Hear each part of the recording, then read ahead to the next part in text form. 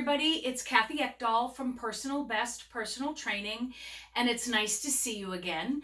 In case you haven't met me before, I'm a personal trainer and I'm a strength and conditioning coach, but most important for you, I'm a Titleist Performance Institute golf fitness instructor, and I've been training golfers now for about 13 to 14 years.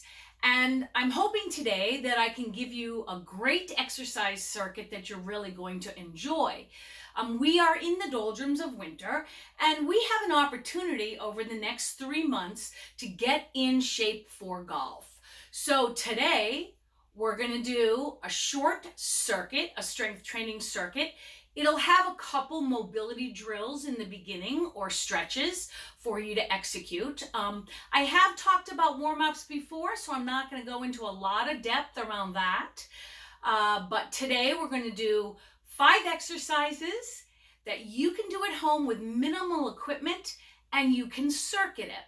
So what I mean by circuit is if there's 5 exercises, you do one set of exercise 1, one set of exercise 2, one set of exercise 3, all the way down the line, and then you start again with exercise 1.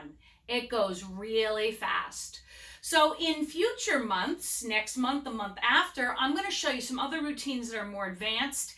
And eventually I'm hoping we'll be able to talk about generating power, which is done with things like medicine balls and kettlebells and speed work.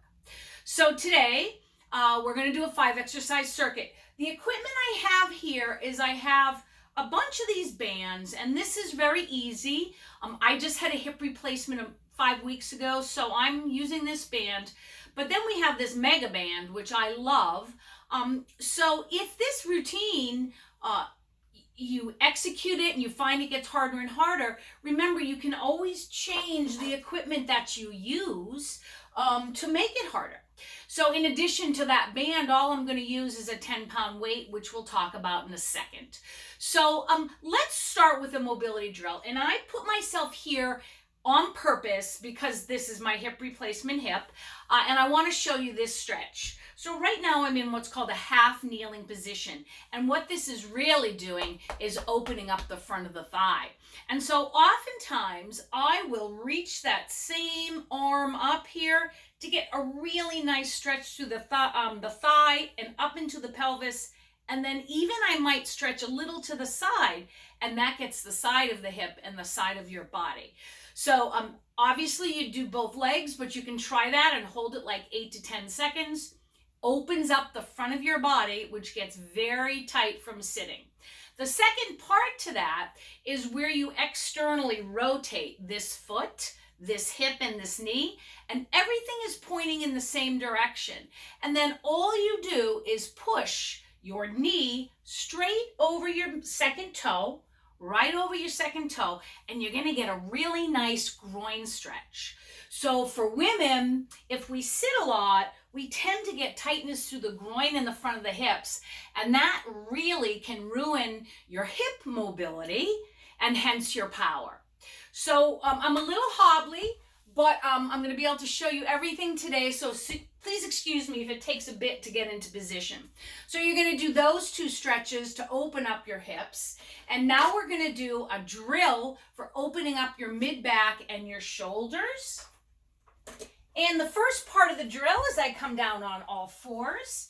My head is looking at the floor. My back is nice and flat. I'm going to take my hand behind my head, and then I'm going to rotate down and open up. Sometimes this is called thread the needle in yoga. So notice I'm not whipping my elbow around. I'm rotating through this part of my body, and as I rotate, my head goes with it. Make sure you're not pressing on your head too hard.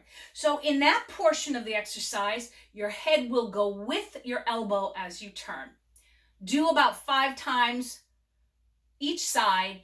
And for brevity today, I'm just showing you the exercise once, and we're going to assume we do it both sides. Next one, you're going to come again on all 4s, and you're going to start with your hand with your thumb up, like you're shaking someone's hand. And I want you to be in a very stable position. And then you're going to take this hand and you're going to circle it way up Here I have to turn my palm over, but you'll notice I'm looking down, but I'm mobilizing the shoulder joint.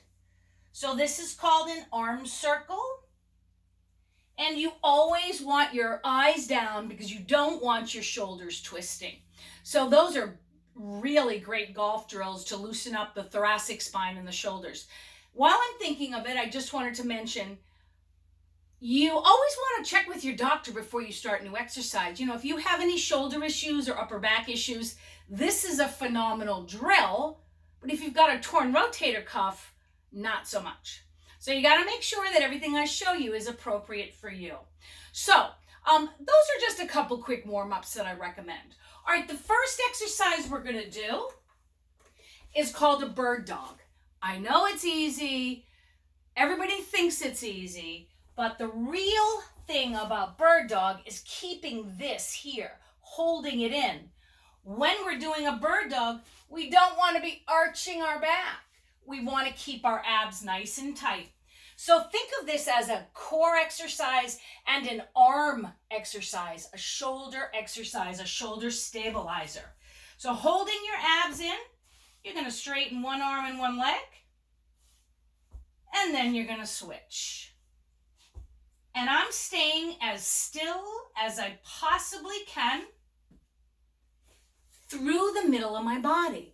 And I recommend that you look in a mirror when you do that, because a lot of people are bowing like an old mare, and you really want to be very solid and pull that in. So do 10 of those, or 5 by side, each side. Okay, that's your first exercise. Second exercise, we're going to use these bands to work our buttocks muscles. And so I'm going to place the band above my knees, like this, and you want to flatten it out a little bit, please, so it doesn't grind into your legs. And I'm going to lay on my back, and I'm going to do a basic bridge. Hopefully you can see me with this camera angle. And pressing through the heels of my feet, I'm going to bridge up. Now you'll notice I have this band. I'm keeping the pressure into the band. So I'm working my butt. I'm working my lateral hip muscles and my butt. And you want to make sure that your abs are in so that you're not overarching as you go up. Okay, so you do about 10 of those. Basically, the movement is just pressing through the heels, keeping tension into the band, and squeezing your glutes at the top. After you do 10, you are going to bring your feet a little bit together. You're going to hike up, and then you're going to do 10 of these bilateral supine clamshells. Again, this is for your butt muscle. Very, very important for golf. It's the king or the queen of the golf swing, whichever way you want to look at it. But doing bridges and then these clamshells elevated up in the air, 10 of each, will really get your glutes going. All right, while we're down, see if I can get this off. Now we're going to do an abdominal exercise. And by the way, there's so many different abdominal exercises. A bird dog is an abdominal exercise. An elbow plank is an abdominal exercise. I'm going to show you something called a dead bug. And like the bird dog, it's like a bird dog upside down. So when you do a bird dog upside down, you want to keep the same attention to your abdominal muscles. You don't want to be arching your back. So you've got to keep your knees way over your belly button, and my arms are here, just like I was in a bird dog. And I'm going to lower one arm and one leg, hold briefly, come back together. Lower the other arm and other leg, come back together. It's important that the knees are in. Mine, I don't think are in as far as I'd like them to be, but you know, I had a hip replacement, so I'm cutting myself some slack. But keep those knees in as you lower one arm and the opposite leg. One way that you know you're doing that well is when the leg that's not moving is very stationary. If it wanders with the other leg, you're losing your core. So pay attention to that ongoing to make sure that your abs are very tight and they're pulled in enough that your low back is flat to the floor. So if you're new to abdominal training, maybe do 10 total, 5 per side. If you've been doing abs a long time, you might do 10 per side or 20 total. And you can load this with light weights in your arms to make it easy, harder also. But if you find it really easy, I encourage you to reinvestigate whether you're losing your core, just like people find the bird dog easy, or is your back arching? Are you rounding? Really focus a little bit more on your abs when you're doing those two exercises because they should be hard. So we've done bird dog, we've done glute bridges with clamshells at the top, and we just did a dead bug. Okay, exercise 4. So here we're going to do something called a bent over row. And in a bent over row, typically, personally, I probably use 20 pounds or more. I find that women underestimate their strength in this exercise. So I really encourage you to work hard.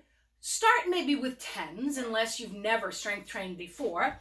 The muscle group we're working is called your lats. And your lats play a huge role in pulling the club down and then resisting rotation in your finish. So this is called a bent over row. And you can see my knees are bent. My back is very flat. And I'm pulling the dumbbell up and I'm squeezing right here. Okay? You're not pulling it up like this. So watch. It's not like this. It's like this. Head down, squeeze right by the bra line. Okay? All right, so now that's your 4th exercise. So I'm going to show you one more exercise. It is a split squat. And there are lots of different variations. My head might get cut off when I stand up, but I think you'll know my head's still there. So I'm going to stand up. I'm going to get into a split stance. What does that mean? That means that my feet are straight ahead. My back heel is off the ground. The front foot, my knee is directly over my foot. It's not like this, but never back here either. You really want your knee to be directly over your shoelaces. So I'm using a roller because I just had a hip replacement. So all you're going to do is you're going to lower and you're going to push up. Now, in the real world, let's come over to this side. Actually, let me stay this side. You want to get your knee all the way to the ground. That's not happening with me. Let's see. Yeah, there it is. Knee to the ground. Okay? Now you can see I'm a little leaning forward. You don't want to be arched straight up. Hold your abs in, straight down, straight up. And then you go to the other side. So, I know I didn't do a lot of demonstration, but I wanted to compress this in as far as time for the video itself. But if you have questions for me, you can always email me. And my email is Kathy@personalbestpersonaltraining.com. I hope you enjoy this 5 exercise circuit. It's bird dogs, bridges with a band and supine clamshells, dead bugs, bent over one arm row, 10 pounds or more, 8 to 12 times, and then a split squat. I used assistance. You can too. Go as low as you can. Try to get the knee to the floor, but just work in that pattern, controlling your hips, controlling your legs, your knees, your ankles, up and down. Okay, so that's it for now. Try that. Email me if you have any questions. I'll see you again. Take care.